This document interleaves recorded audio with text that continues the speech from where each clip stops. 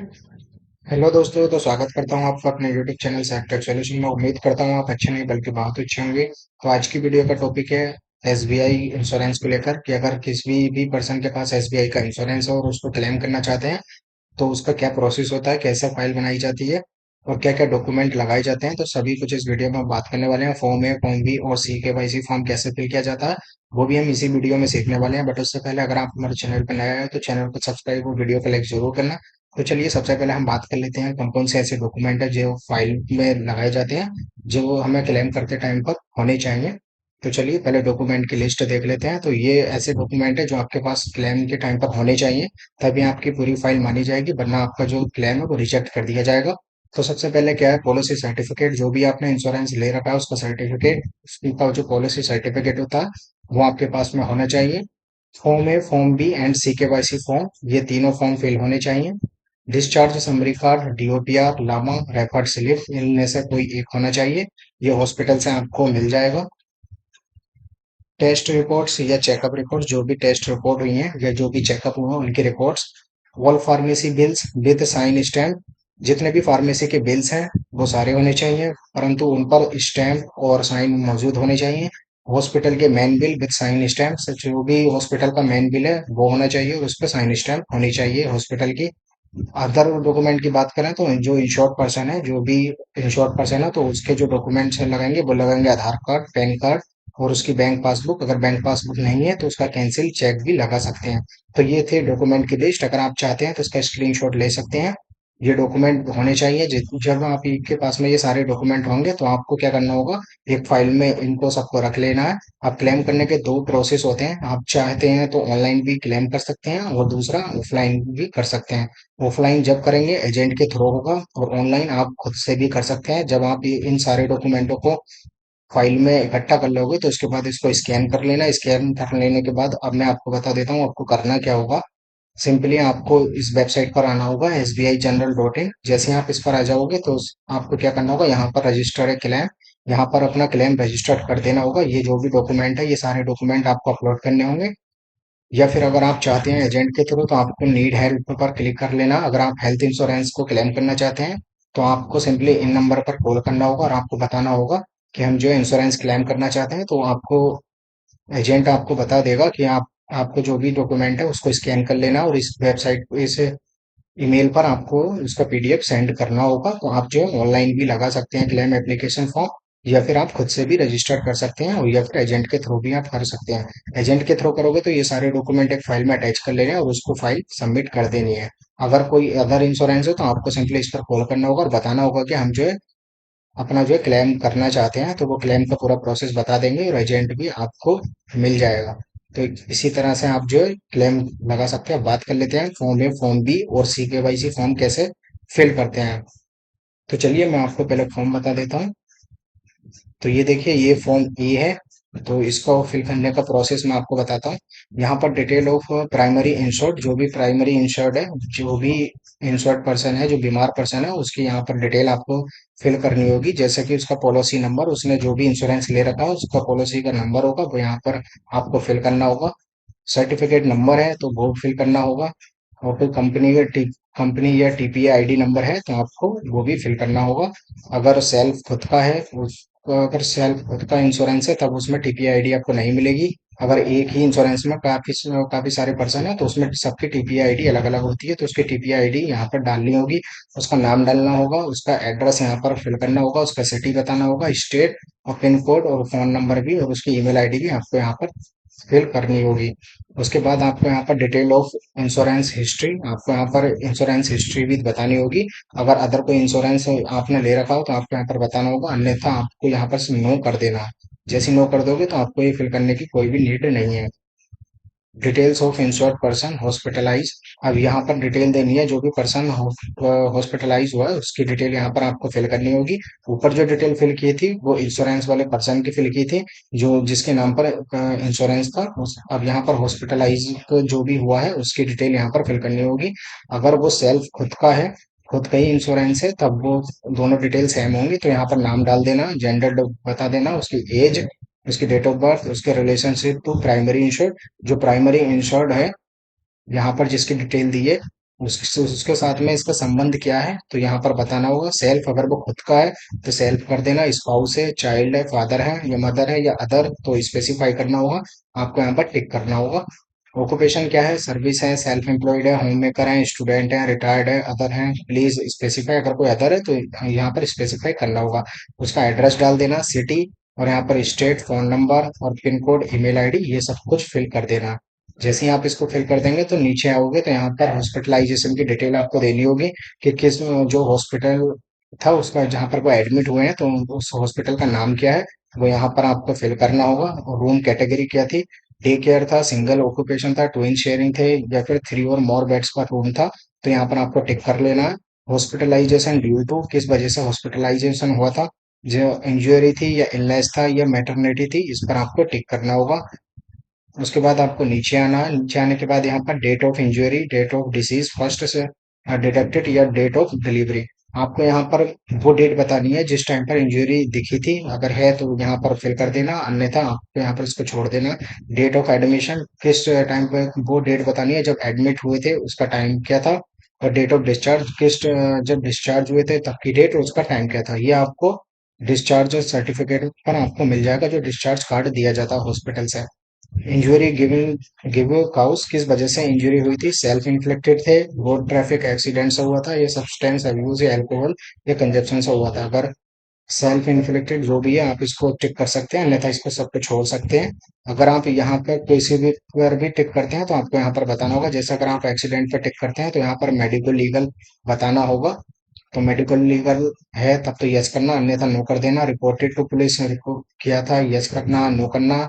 MLC report and FIR की attach की है या नहीं, तो आपको यस नो में जवाब देना, अन्यथा इसको सबको एज इट इज छोड़ देना। चलिए अब बात कर लेते हैं डिटेल्स ऑफ क्लेम। क्लेम की डिटेल आप आपको यहाँ पर बतानी होगी। Detail of treatment expenses claim, खर्च जो भी खर्च आया है ट्रीटमेंट में तो वो यहाँ पर आपको सब कुछ बताना होगा। प्री हॉस्पिटलाइजेशन एक्सपेंसेस, जो भी प्री हॉस्पिटलाइजेशन खर्च हुआ था, पहले जो हॉस्पिटलाइजेशन से पहले जो खर्च हुए हैं वो यहाँ पर डालना। हॉस्पिटलाइजेशन एक्सपेंसेस, जब एडमिट हुए थे तब वहां पर कितना खर्च आया वो यहाँ पर डालना है। उसके बाद जब वहां से निकल गए हॉस्पिटल से तो पोस्ट हॉस्पिटलाइजेशन एक्सपेंसेस कितना आया वो यहाँ पर डाल देना। हेल्थ चेकअप कॉस्ट कितनी आई थी वो यहाँ पर डालना है। और एम्बुलेंस का कोई चार्ज था तो वो यहाँ पर डाल देना। अदर कुछ है तो आपको यहाँ पर डाल देना। टोटल कुल मिलाकर कितना अमाउंट आप क्लेम करना चाहते हैं वो यहाँ पर फिल कर देना।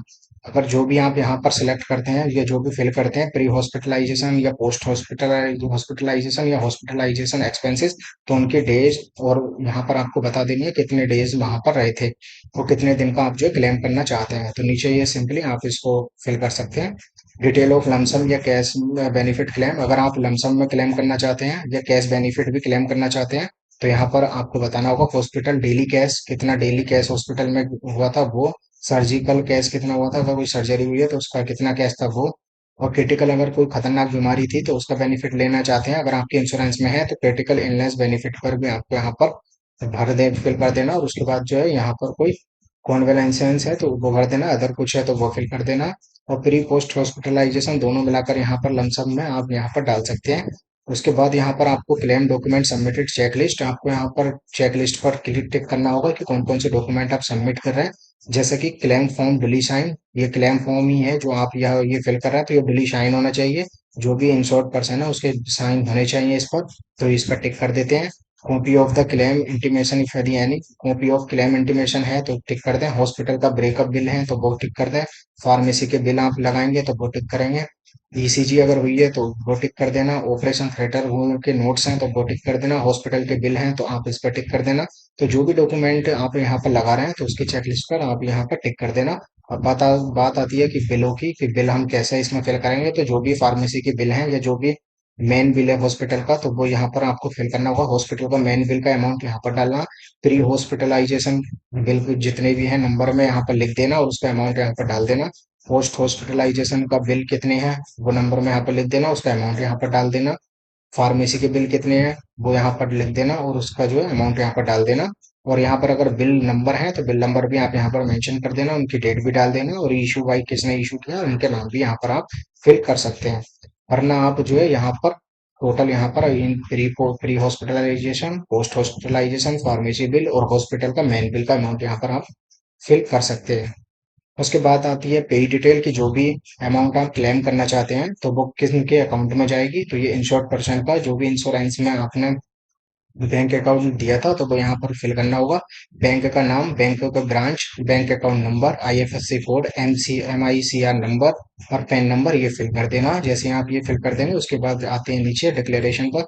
तो यहाँ पर डिक्लेयर करना पड़ेगा जो भी इंश्योर्ड पर्सन है तो उसके सिग्नेचर यहाँ पर करा लेने हैं, डेट डाल देनी है और प्लेस जगह का नाम यहाँ पर दे देना। उसके बाद जो है ये फॉर्म ए आपका फिल हो जाएगा। ये बिल्कुल कंप्लीट फॉर्म ए हो चुका है और ये जो है ये इंश्योर्ड पर्सन के द्वारा ही फिल किया जाता है। अब बात करते हैं फॉर्म बी की। तो चलिए मैं आपको फॉर्म बी भी दिखा देता हूँ। तो ये देखिए, claim form part B to be filled by the hospital. तो ये आपको नहीं फिल करना, ये हॉस्पिटल वाले ही फिल करेंगे। तो पार्ट बी जो है आपको हॉस्पिटल में फिल कराना होगा, जिसमें डिटेल ऑफ हॉस्पिटल की डिटेल होती है, details of the patient admitted, जब भी जो पेशेंट है वो एडमिट हुए हैं उनकी डिटेल होती है, ये हॉस्पिटल वाले ही फिल करते हैं। डिटेल्स ऑफ एलिमेंट प्राइमरी, तो ये सारी डिटेल जो है ये सब कुछ हॉस्पिटल से ही फिल किया जाएगा। आपको ये ले जाकर हॉस्पिटल में दे देना और उनसे बोल देना कि ये इसको फिल कर कर दे दें। तो वो फिल कर कर दे देंगे। और एक बात का यहाँ पर बहुत जरूरी ध्यान देना होगा कि सिग्नेचर ऑफ हॉस्पिटल के इस पर जरूर होने चाहिए और स्टैम्प भी लगी होनी चाहिए। तो ये पार्ट भी जो है ये हॉस्पिटल से आपको फिल करा लेना। तो पार्ट ए यानी फॉर्म ए फॉर्म बी आपके दोनों फिल हो जाएंगे। तो ये दोनों आपके तैयार हो जाते हैं। तो उसके बाद आती है सी के वाई सी फॉर्म की। तो सी के वाई सी फॉर्म कुछ इस तरह का होगा। तो ये जो भी इंश्योर्ड पर्सन है उसकी डिटेल आपको यहाँ पर फिल करनी होगी, यानी उनकी केवाईसी होगी, तभी जो है उनको क्लेम मिलेगा। तो इसमें क्या क्या डिटेल फिल करनी होगी वो भी मैं अभी आपको बता देता हूँ। ये देखिए, सबसे पहले हम बात कर लेते हैं एप्लीकेंट का टाइप। तो आपको यहाँ पर कुछ भी फिल नहीं करना, क्योंकि ये लिखा हुआ है फॉर ऑफिस यूज ओनली, ये ऑफिस वाले ही फिल करेंगे। सबसे पहले पर्सनल डिटेल यहाँ पर टिक कर देना। पर्सनल डिटेल पर इंश्योर्ड पर्सन का नेम, उसका मेडन नेम, फादर नेम या कोई spouse name, mother name, date of birth, gender, marital status, अगर मैरिड है या अनमैरिड है या अदर तो इस पर टिक करना होगा। सिटीजनशिप कैसी है, इन इंडियन है, अदर है, जो भी है इस पर टिक कर देना। उसके बाद रेसिडेंशियल स्टेटस बताना होगा कि वो रेसिडेंट इंडिविजुअल है, नॉन रेसिडेंट इंडियन है या फॉरेन नेशनल है। तो यहाँ पर आपको रेसिडेंट इंडिविजुअल ही सिलेक्ट कर लेना अगर आप इंडिया से बिलोंग करते हैं। ऑक्यूपेशन टाइप, ऑक्यूपेशन क्या है, सर्विस, प्राइवेट सेक्टर में करते हैं, पब्लिक सेक्टर में करते हैं, गवर्नमेंट सेक्टर में करते हैं, या सेल्फ एम्प्लॉयड है, रिटायर्ड है, हाउस वाइफ है, या स्टूडेंट है, जो भी हैं या बिजनेस करते हैं, आपको इस पर टिक कर देना है। और उनका एक फोटोग्राफ यहाँ पर अटैच कर देना और फोटोग्राफ के नीचे उनके साइन भी करा देने हैं। उसके बाद ये जो सेकंड वाला ऑप्शन है टिक इफ एप्लीकेबल, अगर के टैक्स पेयर है तब यहाँ पर टिक करना, अन्यथा इस पर एज इट इज छोड़ देना। अब नीचे बात करते हैं थर्ड की, तो प्रूफ ऑफ आइडेंटिटी। तो आइडेंटिटी के तौर पर आपको यहाँ पर एक और डॉक्यूमेंट देना कंपलसरी है। तो कोई भी एक डॉक्यूमेंट इनमें से आपको देना होगा, उसके सामने टिक करना होगा और उसके जो है नंबर यहाँ पर डालने होंगे। जैसे कि पासपोर्ट है तो passport number, voter ID card number, pan card या ड्राइविंग लाइसेंस या यूआईडी या आधार। तो मैं सजेस्ट करता हूँ आधार को। तो यहाँ पर टिक करना आधार पर। आधार पर टिक करने के बाद यहाँ पर आधार नंबर डाल देना है। और अगर आधार नहीं है तो इनमें से जो भी डॉक्यूमेंट है आप जो है वो दे सकते हैं। उसके बाद आते हैं प्रूफ ऑफ एड्रेस। तो फोर्थ है प्रूफ ऑफ एड्रेस। तो यहाँ पर प्रूफ ऑफ एड्रेस में भी एक डॉक्यूमेंट देना कंपलसरी है। तो यहाँ पर आप पासपोर्ट, ड्राइविंग लाइसेंस, नरेगा का जॉब कार्ड या वोटर आइडेंटिटी कार्ड जो भी है आप दे सकते हैं। मैं सजेस्ट करता हूँ आधार को। तो यहाँ पर यूआईडीआई आधार को पर टिक कर देना और उसको जो है नंबर यहाँ पर डाल देना। एड्रेस फिल कर देना। एड्रेस लाइन 1 2 3 दिए होता, तो जो अगर आपका एड्रेस 1 में नहीं आ पाता तो 2 में फिल कर सकते हैं, लाइन 3 में फिल कर सकते हैं। उसके बाद जो डिस्ट्रिक्ट यहाँ पर लिखना होगा, सिटी टाउन या विलेज जो भी है आप यहाँ पर फिल कर दें और पोस्ट कोड डाल दें, स्टेट यूपी कोड डाल दें, अपने स्टेट का कोड डालना है यहाँ पर। उसके बाद नीचे आ जाते हैं। नीचे आ जाने के बाद आता है करस्पॉन्डेंस एड्रेस या लोकल एड्रेस डिटेल। तो जो भी आपने एड्रेस दिया अगर ये सेम है, करस्पॉन्डेंस जहाँ पर ये रहते हैं वो सेम ही एड्रेस है, तो यहाँ पर लिख देना सेम एज एवो। और आपको ये फिल करने की कोई भी जरूरत नहीं पड़ेगी। उसके बाद फिफ्थ में आ जाना कॉन्टैक्ट डिटेल। कॉन्टैक्ट डिटेल में यहाँ पर कॉन्टैक्ट डिटेल देनी होगी। यहाँ पर ईमेल आईडी और मोबाइल नंबर देना कंपलसरी है। तो ये मोबाइल नंबर और ईमेल आईडी यहाँ पर फिल कर देना। मोबाइल नंबर के आगे ये दो कॉलम है तो यहाँ पर 91 लिख देना, ये एसटीडी कोड के लिए दिया है। उसके बाद मोबाइल नंबर फिल कर देना और ईमेल आईडी देना कंपलसरी है, क्योंकि जो क्लेम नंबर आएगा, जो एक्नॉलेजमेंट नंबर आता है वो ईमेल आईडी पर ही आएगा और एक मोबाइल नंबर पर भी आएगा। अब आती है डिटेल ऑफ रिलेटेड पर्सन। अगर कोई माइनर है तो माइनर के केस में आप इसको दे सकते हैं, अन्यथा इसको एज इट इज छोड़ सकते हैं। अगर कोई रिलेटेड पर्सन है जैसे फादर हो गए या गार्जियंस जो भी आप देना चाहते हैं वो यहाँ पर दे सकते हैं। ये माइनर का केस है, गार्जियंस ऑफ माइनर। अगर है तब ये इसको फिल कर देना, वरना इसको एज इट इज छोड़ दें। रिमार्क अगर कुछ है तो इफ यदि एनी कुछ लिखना चाहते हैं तब लिख सकते हैं, वरना इसको एज इट इज छोड़ दें। एप्लीकेंट डिक्लेरेशन, यहाँ पर डिक्लेरेशन कराना है। इन शॉर्ट जो पर्सन है उसका यहाँ पर थंब इम्प्रेशन या सिग्नेचर करा लेने हैं। प्लेस का जो यहाँ पर जगह, जो भी जगह है उसको लिख देना और डेट यहाँ पर डाल देनी है। और उसके बाद इसको फिल कर देना। ये देखिए बिल्कुल फिल हो गया, इसको भी आप अपने पास रखें।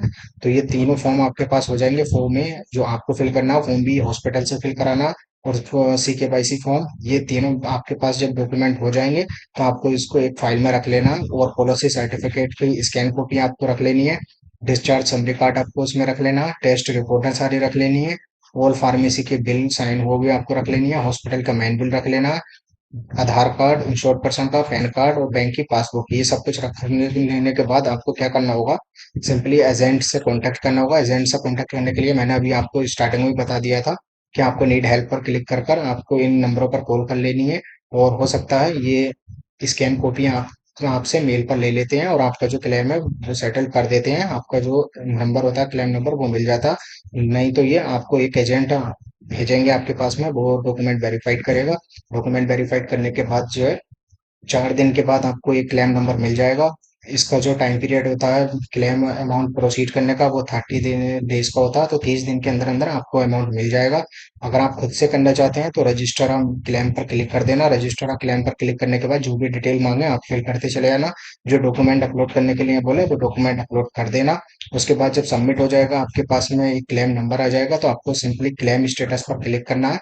क्लेम स्टेटस पर जैसे ही आप क्लिक करेंगे तो यहाँ पर आपको प्रोडक्ट सिलेक्ट कर लेना, कौन सा इंश्योरेंस था जो भी आप क्लेम करना चाह रहे थे। जैसे कि यहाँ पर पर्सनल एक्सीडेंट का मैं जैसे सिलेक्ट कर लेता हूँ, उसके बाद यहाँ पर अकाउंट नंबर मांग रहा है और यहाँ पर क्लेम नंबर आपके पास आ जाएगा। उसके बाद जो है आपको सिंपली इसको कैप्चा फिल कर नेक्स्ट पर क्लिक कर देना। आपको जो है यहाँ पर स्टेटस शो हो जाएगा। तो अगर वीडियो अच्छा लगा हो तो कमेंट्स बॉक्स में जरूर बताएं, और ये वीडियो उन सभी भाइयों को भेजें जो SBI का इंश्योरेंस क्लेम करना चाहते हैं परंतु वो कर नहीं पाते हैं। और कोई भी क्वेरी है आपकी इंश्योरेंस को लेकर, क्लेम से रिलेटेड कोई भी क्वेरी आती है, तो आप प्लीज कमेंट्स में जरूर बताएं। और ज्यादा से ज्यादा वीडियो को शेयर करें, लाइक करें, चैनल को सब्सक्राइब जरूर करें। तो चलिए मिलते हैं नेक्स्ट वीडियो में, तब तक के लिए बाय।